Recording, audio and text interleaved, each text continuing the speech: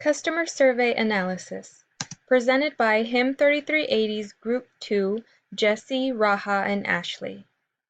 Using the Hospital Consumer Assessment of Healthcare Providers and Systems Survey tool, we surveyed our patients to determine their customer satisfaction with the services being provided by our healthcare facility. In total, we surveyed 100 of our patients using questions on about 7 different HCAHPS areas of measure. We categorized patients by gender, age, and race. We also rated their answers on a Likert scale, where 1 is very dissatisfied and 5 is very satisfied, with their service for each area of measure.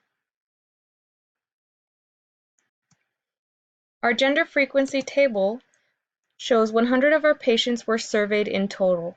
Out of those 100 patients, 72 of them were female respondents and 28 were male.